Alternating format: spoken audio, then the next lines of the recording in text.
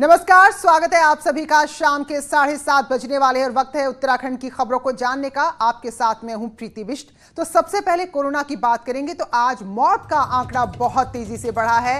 राज्य में आज कोरोना से 5 मरीजों की जान चली गई है। देहरादून में आज 2 मरीजों की मौत हुई है। एक शख्स की मौत दून अस्पताल में हुई। यहां कालागढ़ निवासी 42 साल के मरीज की मौत हुई है, जबकि दूसरे शख्स की मौत ऋषिकेश एम्स में हुई। यहां भी 42 साल इस मरीज की उम्र थी। बताया जा रहा है कि दोनों ही मरीज बाकी बीमारियों से भी पीड़ित थे। तो आज राज्य में कोरोना की वजह से कुल 5 मौत हुई हैं। तो मौत का आंकड़ा अचानक आज बढ़ गया है। तो 2 मौत देहरादून में हुई। वहीं हल्द्वानी की बात करें तो यहां के सुशीला तिवारी अस्पताल में 3 मरीजों की मौत हो गई है और ये तीनों मरीज अल्मोड़ा, रुद्रपुर और हल्द्वानी के रहने वाले थे। बताया जा रहा है कि तीनों ही कोरोना के साथ साथ अन्य बीमारियों से भी परेशान थे। जो रुद्रपुर के मरीज थे वो बुजुर्ग महिला है जिनकी जान गई है। वही अल्मोड़ा के भी बुजुर्ग ही थे जिनकी मौत हुई है और हल्द्वानी के इंदिरा नगर के शख्स की भी कोरोना के चलते मौत हुई है।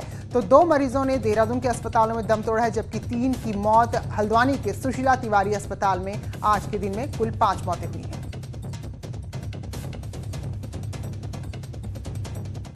और बागेश्वर से बड़ी खबर, जहां सेना के 14 जवान कोरोना संक्रमित निकले हैं। सेना के सिग्नल कोर के ये जवान हैं और बागेश्वर के कौसानी में कोरोना पॉजिटिव पाए गए हैं। बीते दिनों ये जवान अलग अलग राज्यों से अपने घर लौटे हैं और अब चिंता ये है कि कितने लोग हैं जो इन 14 जवानों के संपर्क में आए होंगे। तो अब सभी को यहाँ पर देखा जा रहा है, जिसकी भी जरूरत ऐसे लक्षण लग रहे हैं उनके टेस्ट किए जाएंगे। तो फिलहाल 14 सेना के जवान जो अलग अलग राज्यों से यहाँ आए थे बागेश्वर के कौसानी में, वो कोरोना संक्रमित पाए गए हैं।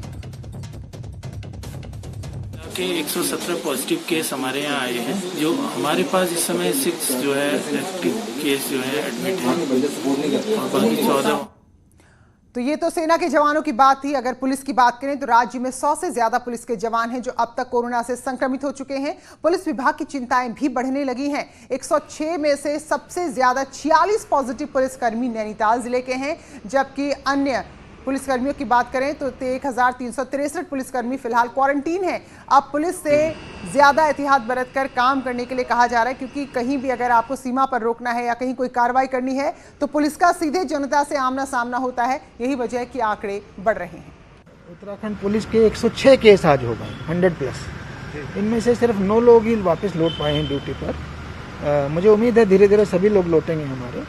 तो यही तो राज्य में अनलॉक हुआ, कुछ नियमों में ढील दी गई, जिसके बाद बहुत तेजी से कोरोना के आंकड़े बढ़े हैं और इनमें फैक्ट्रियों में सबसे ज्यादा मामले सामने आए हैं। हरिद्वार में हिंदुस्तान यूनिलीवर में एक साथ 400 कोरोना के केस। तो हरिद्वार के सिटकुल में ये कंपनी है, ये प्लांट है जहां हिंदुस्तान यूनिलीवर में एक साथ 400 से ज्यादा कोरोना संक्रमित सामने आए हैं। अकेले देहरादून की बात करें तो यहाँ 21 फैक्ट्रियां संक्रमण की जद में है। सेलाकुई की कोरल दवा कंपनी में 39, तो सुपरमैक्स दवा फैक्ट्री में 23 कर्मचारी कोरोना पॉजिटिव पाए गए हैं और फिलहाल दोनों ही फैक्ट्रियों को सील कर दिया गया है। साथ ही यहां की तलाशी के लिए बाकायदा टीम भी बनाई गई है जो निगरानी रखेगी कि कहीं किसी तरह का कोई काम तो यहां नहीं हो रहा। तो इन दोनों फैक्ट्रीज को बंद करके सैनिटाइजेशन का काम चल रहा है। बाकी कुछ अन्य फैक्ट्रीज हैं जहां पर इनके कांटेक्ट के 1-2 लोग आए, उसके बाद वहां पे टेस्टिंग वगैरह की गई है, तो उनमें इतना बड़ा मेजर इशू नहीं है।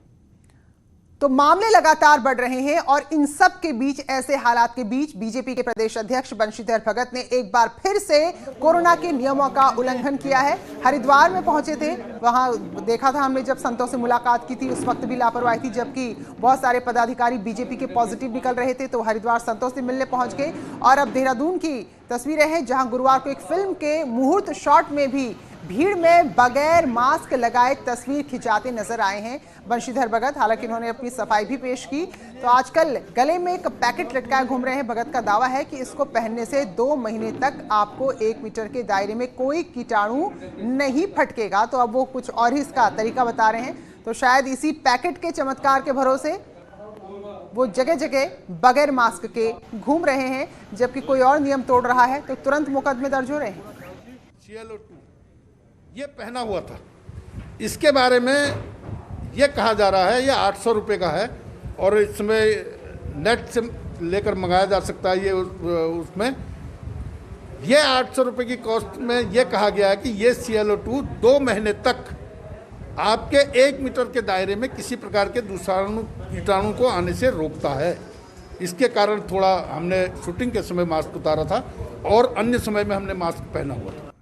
चलिए, तो ये एक और नया तरीका बता रहे हैं कोरोना से बचने का। बहरहाल शुक्रवार को सीनियर आईएएस ओम प्रकाश उत्तराखंड के 16वें मुख्य सचिव बन गए हैं। तो आज उन्होंने अपना पदभार ग्रहण किया। सचिवालय के बीच चंद्र सिंह गढ़वाली ऑडिटोरियम में आईएएस ओम प्रकाश ने शाम 5 बजे मुख्य सचिव की जिम्मेदारी संभाली है। वहीं 21 महीने मुख्य सचिव रहे उत्पल कुमार सिंह आज सेवानिवृत्त हो गए हैं। इस दौरान दोनों अधिकारियों ने एक दूसरे को बुके दिया, फूल का गुलदस्ता भेंट किया, शुभकामनाएं दी और फिर दोनों अफसरों ने शासन के अधिकारियों के साथ अपने अपने अनुभव भी साझा किए।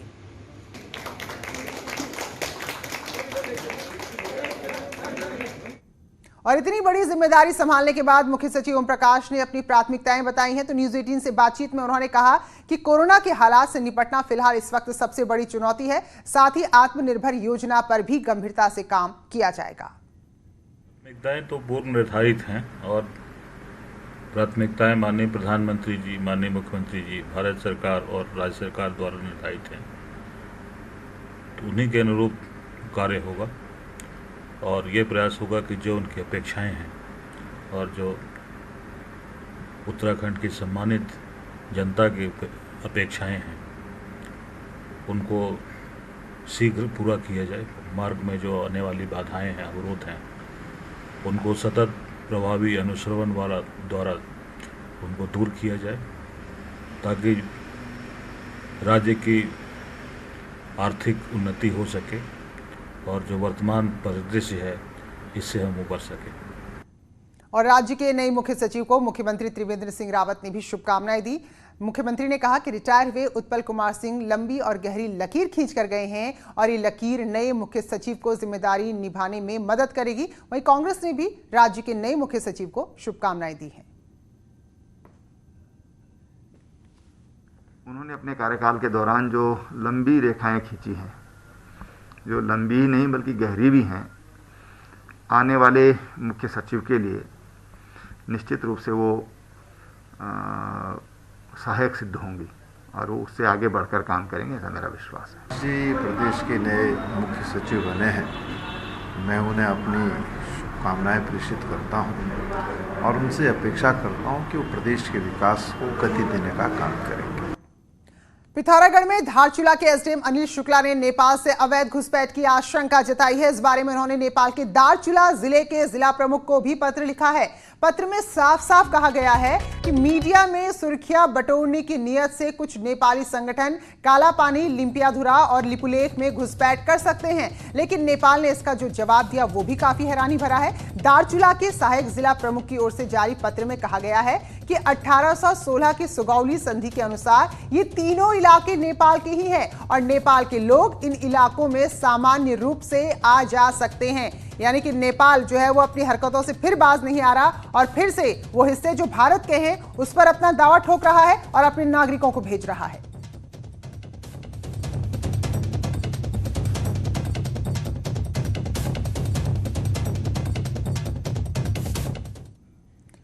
चलिए और अब बात करेंगे आसमानी आफत की। पिथौरागढ़ की धारचूला तहसील में किस तरह से आसमानी आफत है वो हम सब आपको दिखा रहे हैं। विधानसभा में यहां पर लोगों के लिए मुश्किलें खड़ी हो गई है। क्षेत्रीय विधायक ने मुख्यमंत्री से इन सब के बीच मदद की गुहार लगाई है। तो विधायक हरीश धामी ने मुख्यमंत्री से अपील की है कि जो भी लोग यहां पर फंस रहे हैं, दुविधा में घिरे हुए हैं, आफत में घिरे हुए हैं, उनकी मदद करे सरकार। और अगर मदद के बदले में मुख्यमंत्री उनसे कहें कि वो अगला विधानसभा चुनाव ना लड़ें तो वो उसके लिए भी तैयार हैं। विधायक का कहना है कि भले ही वो कांग्रेस के विधायक हों, लेकिन क्षेत्र की जनता तो सबकी है। ऐसे में प्राकृतिक आपदा से जूझ रहे लोगों को बेसहारा छोड़ना बिल्कुल भी सही नहीं है। इसलिए अगर मुख्यमंत्री मदद करने के लिए मुझसे अगला चुनाव ना लड़ने के लिए कहें तो भी मैं तैयार हूं। तो कल भी तस्वीरें हमने दिखाई थी जब एक गधेरे में, एक नाले में बहते बहते बचे थे हरीश धामी। क्या आप मेरी जनता को रेस्क्यू कर बचा लें, क्योंकि आज बहुत नाजुक स्थिति है। मैं एक सैनिक का बेटा हूं, मैं आपसे वादा कर रहा हूं, आप मेरे लोगों को सुरक्षित निकाल दीजिए, इनको सुरक्षित जगह पर पुनर्वास कर दीजिए। अगर आप कहेंगे तो मैं 2022 का चुनाव नहीं लड़ूंगा।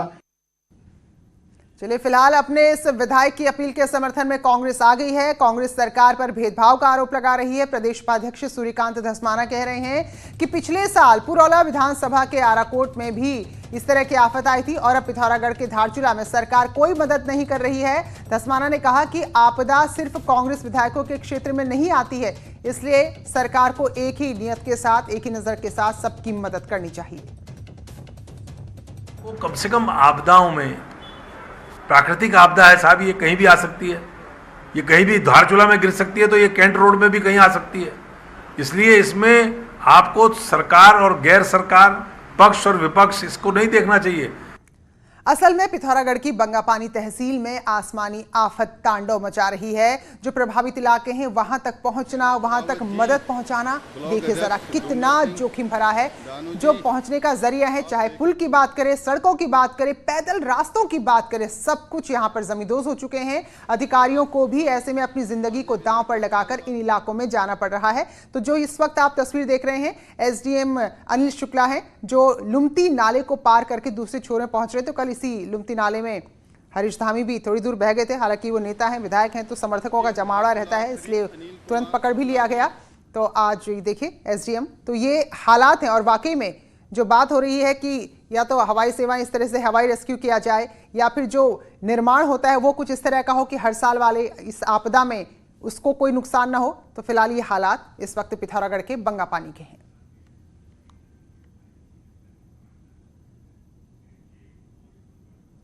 और टिहरी के कुंजापुरी के हिंडोला खाल में एक मकान के ऊपर ही बोल्डर गिर गया और हादसे में 3 लोग दब गए। मलबे से फिलहाल 2 शवों को निकाल लिया गया है, जबकि एक का अभी तक कोई पता नहीं चल पाया है। तो एक लड़का और एक लड़की हैं जिनके शव इस मलबे से निकाल लिए गए हैं।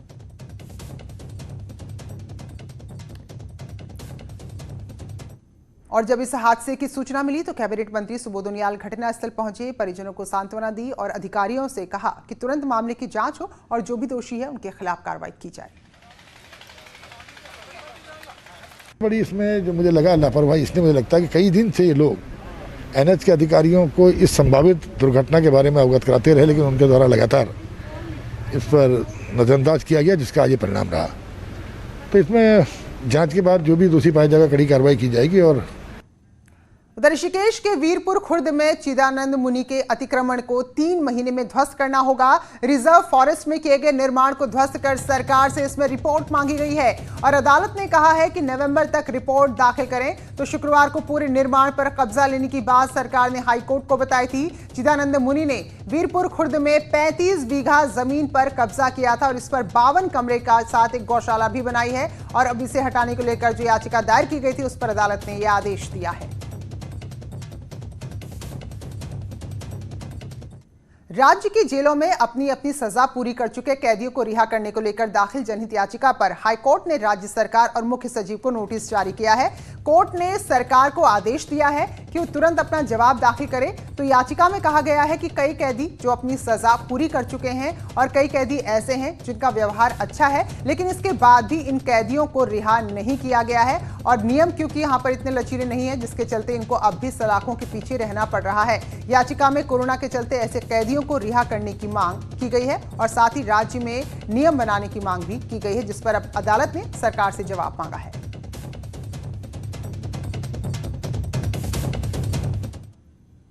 केंद्रीय मंत्री और हरिद्वार से सांसद डॉक्टर रमेश पोखरियाल निशंक के कैंप कार्यालय में चोरों ने हाथ साफ कर दिया। बीती रात बंद पड़े इस मकान में चोरों ने ताला तोड़ा और अंदर रखा जो भी जरूरी सामान था उसे उड़ाकर ले गए। और आपको एक विशेष बात बता दें, डॉक्टर निशंक का कार्यालय शहर विकास मंत्री मदन कौशिक के मकान के ठीक पास में है।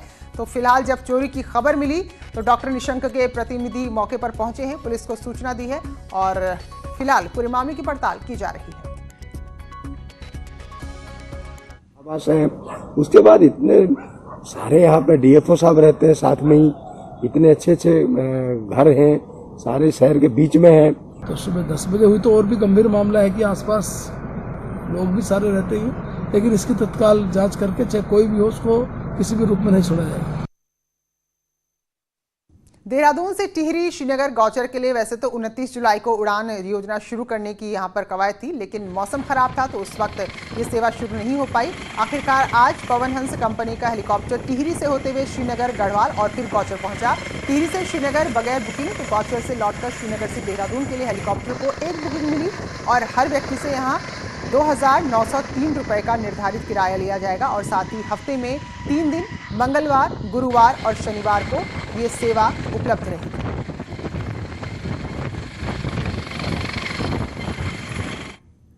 कॉर्बेट टाइगर रिजर्व में 25 सालों से रखे गए वाइल्ड लाइफ आर्टिकल को नष्ट कर दिया गया। इसमें वन्यजीवों के अंगों से बनी ट्रॉफियां भी शामिल थी, तो जिसमें तेंदुए की खाल होती है, बाघ की खाल होती है या फिर इसके अलावा जो हाथी दांत के कुछ ऐसे ट्रॉफियां बनी होती हैं, तो इन सबको नष्ट किया गया। इसके लिए बाकायदा एक कमेटी बनाई गई थी, उसके सामने सारी कार्रवाई हुई है। इनमें 40 बाघ की खालें, 62 गुलदार की खाल और हिरण की खाल, अजगर की खाल शामिल थी। साथ ही बाघ और गुलदार के नाखून और हड्डियों को भी नष्ट किया गया। 62 गुलदार की खालें हैं, 38 बाघ की खालें और 2 बाघ के ट्रॉफी वाली खाल हैं। इसके अलावा इन टोटल 250 प्लस अलग अलग वाइल्ड लाइफ आर्टिकल्स हैं। चलिए फिलहाल एक ब्रेक के लिए यहाँ पर रुक रहे हैं, लौटते हैं जल्दी।